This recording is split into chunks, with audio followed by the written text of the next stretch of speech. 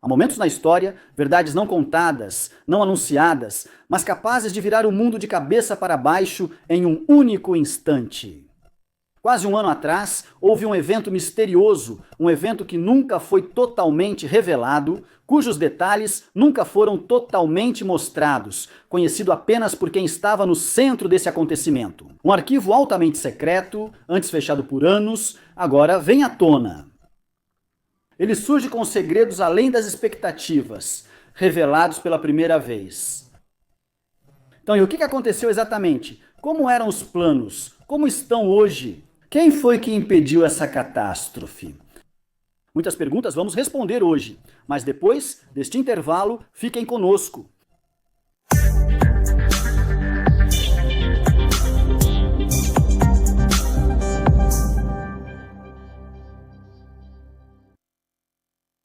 Queridos telespectadores, que a paz, a misericórdia e as bênçãos de Deus estejam com vocês. Sejam bem-vindos hoje, neste novo encontro, se Deus quiser, da série de episódios do Opinião de hoje. Queridos telespectadores, temos um assunto muito interessante, porque agora é para todos, claro. Acompanha esses acontecimentos que o mundo conhece e acompanha os detalhes dessa guerra militar, econômica e midiática que está acontecendo agora. Ou seja, entre a Rússia e a Ucrânia, ou entre a Rússia e a Europa em geral, enquanto dentro dessa guerra há outra guerra. Está ocorrendo de forma silenciosa e sem destaque nesta fase. Poucos notam seus detalhes, embora seja muito importante. Guerras ou batalhas cujos detalhes só são revelados após certo tempo. E talvez haja batalhas cujos detalhes só serão revelados após o fim desta guerra, ou muitos anos depois do término desta guerra. Estamos falando exatamente sobre a guerra de inteligência, a guerra de espionagem, infiltrações, agentes e assim por diante. Essa é a guerra cujos detalhes estão sendo registrados hoje. Até que esta guerra termine, o que será feito depois disso? Talvez livros, talvez séries, talvez filmes de televisão e cinema que retratem os feitos heróicos desta guerra. O importante hoje é que temos alguns detalhes desta guerra, alguns eventos que marcaram esta guerra. Nesse contexto de inteligência, porque ontem o Serviço Federal de Segurança da Rússia, cuja principal missão é combater a espionagem, esse órgão de inteligência russo revelou uma fraqueza. Entre as conquistas, alguns dos feitos que foram um ano atrás, ou seja, no ano de 2024, e a principal dessas conquistas, ele frustrou um plano perigoso dos serviços de inteligência militar ucranianos e britânicos juntos. E isso é para que todos saibam que esta guerra que a Rússia está travando, aparentemente é contra a Ucrânia, mas na realidade é contra todos os países do Ocidente. Ou seja, a Ucrânia ela está lutando contra a Rússia apenas por procuração, apenas na aparência. Há um apoio muito grande que a Ucrânia recebe em todos os níveis. O importante é que esse plano ucraniano visava exatamente seduzir alguns pilotos russos. Isso era por uma quantia absurda de dinheiro, superando 3 milhões de dólares para sequestrar um caça interceptador russo. MiG-31. Ela transportava uma das mais importantes tecnologias e indústrias de mísseis modernas da Rússia, especificamente o míssil hipersônico Kinzhal, o míssil que foi revelado pelo presidente russo Putin em 2018 e que foi usado pela primeira vez em 2023, nesta guerra na Ucrânia, que hoje de fato se tornou um pesadelo que preocupa os ucranianos e preocupa todos os países europeus que apoiam a Ucrânia de forma geral. Assim como o míssil Orishnik, assim como os outros mísseis que hoje se tornaram uma grande força de dissuasão a favor dos russos. O começo da história foi quando a inteligência militar ucraniana, com o apoio da inteligência britânica, começou a implementar esse plano. Uma pessoa chamada Alexander entrou em contato com um dos pilotos russos e lhe ofereceu a quantia de 3 milhões de dólares. Em troca de quê? Em troca de envenenar o comandante do avião. Durante o voo, então ele a sequestra. Depois de sequestrar esse avião, ele o leva para uma das maiores bases aéreas da OTAN na Europa, especificamente para a Romênia. Para que todos saibam disso, o controle de um avião MiG-31 russo é feito por 2 pessoas, 2 pilotos. O primeiro pilota o avião, controla o voo, e o segundo é responsável pelas armas. As armas que o avião carrega, as armas que o avião nos ensinou. Então esse segundo piloto é quem direciona essas armas, esses mísseis que aprendemos com o avião, ele identifica o alvo e atinge esses alvos. O que os ucranianos fizeram aqui foi tentar recrutar o segundo piloto, o responsável pelas armas, e deram a ele aulas à distância, onde ensinaram como pilotar o avião e como aterrissar em aeroportos. Deste segundo assento, que, como eu disse, é especializado apenas no lançamento de mísseis e outras funções. Então prestem muita atenção, prestem atenção à gravidade desse plano, para que todos saibam que quando falamos e dizemos que há uma grande guerra vindo aí, não estamos falando sem motivo, mas sim porque realmente existem partes que querem provocar essa guerra. E elas já têm planos prontos para serem executados, partes que querem iniciar essa grande guerra. Então, alguns agora, quero dizer, quando ele vê essas informações que mencionei, ele vai pensar que o piloto vai sequestrar o avião, vai fugir com ela para a Romênia, para pousar nesta base aérea da OTAN, onde também há outra base aérea próxima, pertencente às forças americanas. Então esse avião é apreendido e o míssil Kinzhal russo é desmontado, permitindo assim o acesso aos segredos dessa tecnologia russa avançada. Quer dizer, é assim? Talvez todos pensem isso. Vão pensar que esse era o objetivo dessa operação, mas prestem muita atenção, porque o objetivo era totalmente diferente, era muito maior do que isso e era extremamente perigoso para a segurança internacional em todo o mundo. Qual era o verdadeiro objetivo de acordo com esse plano? Era derrubar o avião. Quando ela entrar no espaço aéreo romeno, quando essa aeronave entrar no espaço aéreo da Romênia, ela será abatida pelos sistemas de defesa aérea.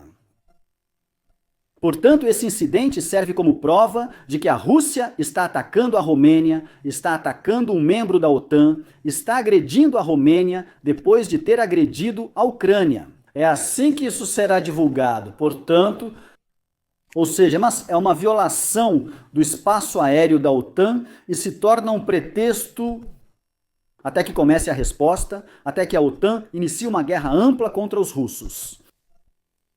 Ou seja, o plano era exatamente tentar envolver e engajar essa OTAN nessa guerra, tentar arrastar também os Estados Unidos. E todos os países nessa guerra, pelo menos, garantiriam a entrada de um segundo país nessa guerra, que é a Romênia, ou seja, envolver um segundo país, depois da Ucrânia, envolver a Romênia e engajá-la nessa guerra. Se esse plano tivesse dado certo, hoje viveríamos a Terceira Guerra Mundial. Esse é um dos cenários mais perigosos que foram considerados, e talvez ainda hoje estejam sendo considerados, assim que esse avião fosse abatido e apresentado como prova ou pretexto. Até o mundo inteiro iria se levantar e criticar. Haveria reuniões de emergência, mobilização internacional, ativação da mídia de guerra, entre outros. Que Deus comece. Então prestem bastante atenção aqui. Estamos falando do ano de 2014, estamos falando de antes da chegada de Trump ao poder, à liderança do governo dos Estados Unidos, estamos falando de uma política americana. Também seguia nessa direção. Felizmente, esse piloto russo, alcance da ação, As notícias do comando russo sobre esse contato estranho recebido desse ucraniano, então, esse piloto russo continuou em contato com essa inteligência ucraniana, como se tudo estivesse indo bem, como se tudo estivesse acontecendo, normalmente, como deveria ser, até que eles soubessem exatamente, ou seja, o resto dos detalhes desse plano, soubessem o verdadeiro objetivo desse plano e assim por diante. O que aconteceu e que esse plano foi frustrado após a intervenção do Serviço Federal de Segurança da Rússia. Os russos são muito cuidadosos com um ponto importante e desde o início da guerra têm sido cautelosos em combater qualquer possível dissidência militar. Quer dizer, podemos dizer que os russos basearam-se em uma experiência dos anos 70 que menciono hoje. Os russos concentram todo o foco em combater qualquer plano possível de dissidência, por causa do impacto muito sério que isso pode ter, um impacto sério nas frentes de batalha, impacto psicológico, impacto midiático, impacto relacionado à tecnologia militar e aos segredos militares e assim por diante. Por isso, a deserção do exército russo para eles é uma linha vermelha. Para os russos, tudo na Rússia é monitorado. Por que é monitorado? Para que não ocorram essas deserções. Portanto, prestem muita atenção ao fato de que esta operação será apenas a segunda desse tipo nesta profissão. Ucrânia, a primeira foi bem sucedida, eu tive sucesso nela. Ucrânia, exatamente, aconteceu em 2023 e esta segunda fracassou.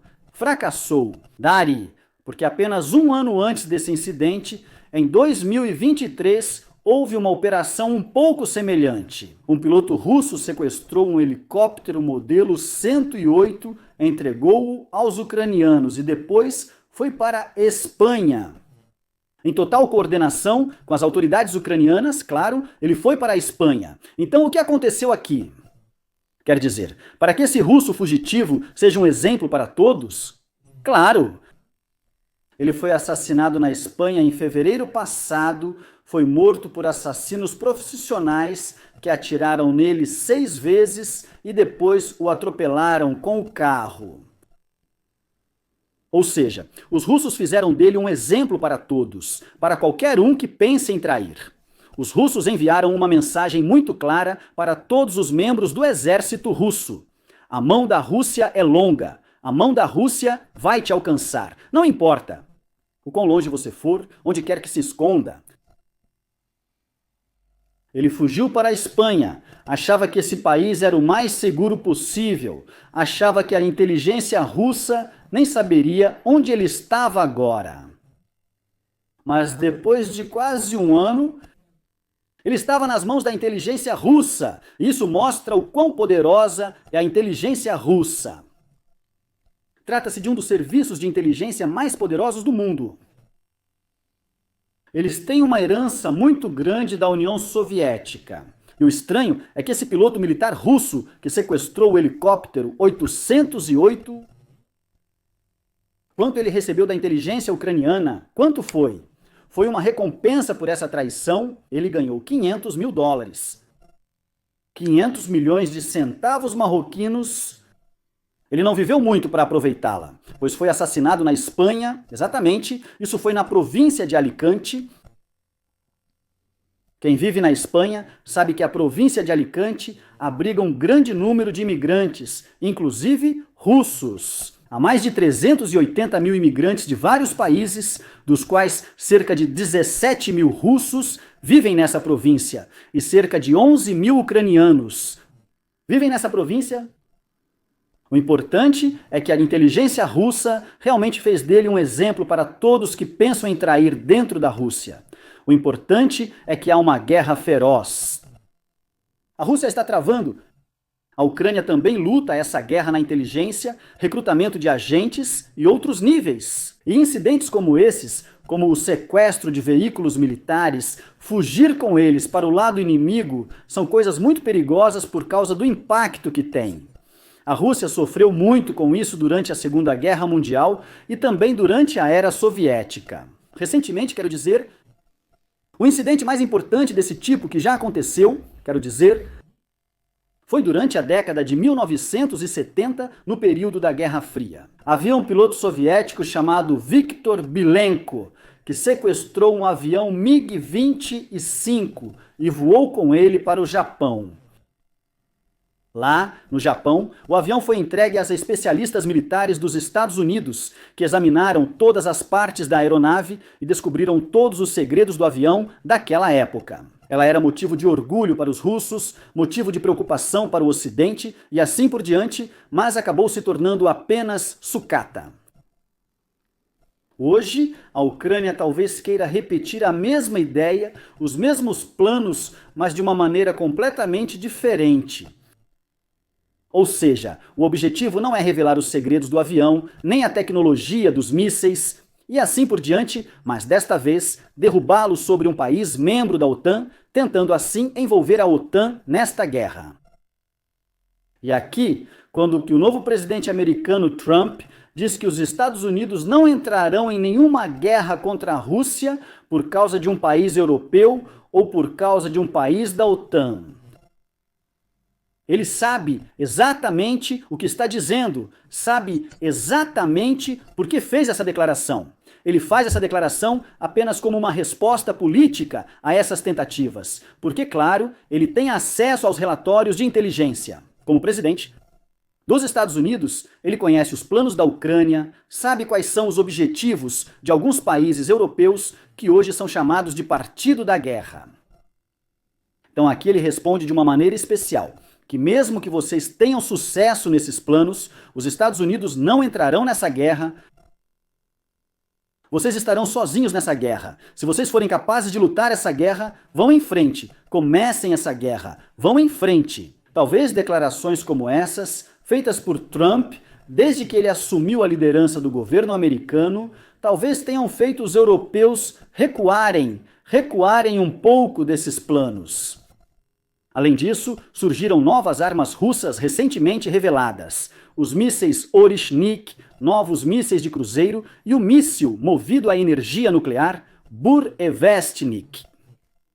Essas são coisas que fizeram os europeus repensarem 1000 vezes, recuarem do plano de expandir o círculo da guerra e talvez não desistam, apenas adiem isso para outro momento.